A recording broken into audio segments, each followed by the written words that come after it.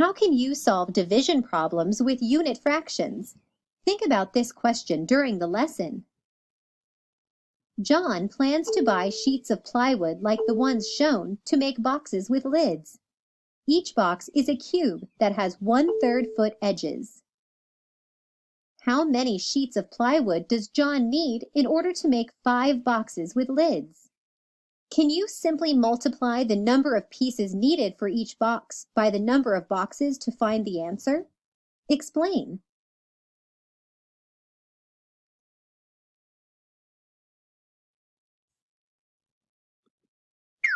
No, the plywood sheets are much larger than what John needs for each box, so he will not need to buy as many sheets as boxes.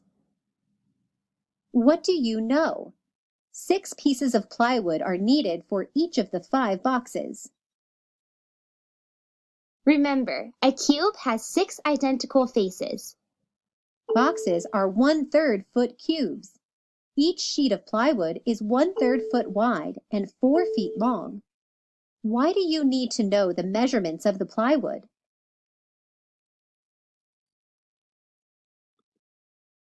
You need the measurements of the plywood to help you figure out how many pieces can be cut from one sheet of plywood.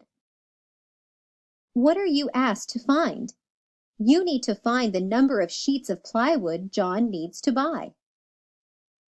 Let's go through the steps to find the answer.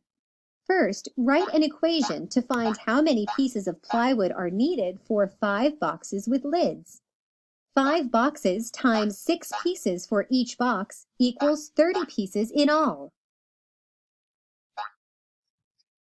How many pieces can be cut from one sheet of plywood? The plywood sheets are 4 feet long, and each piece is 1/3 foot long. You need to divide. 4 divided by 1/3 equals 12. So 12 pieces can be cut from one sheet of plywood. Now you have one more question to answer. How many sheets of plywood does John need for 5 boxes with lids?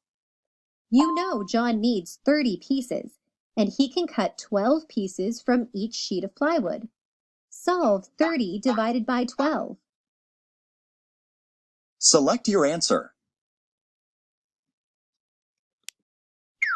30 divided by 12 equals 2 with a remainder of 6.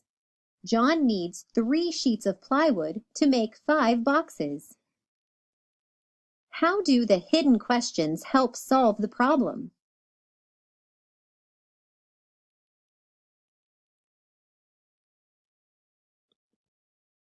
The answers to the hidden questions provide information needed to solve the problem.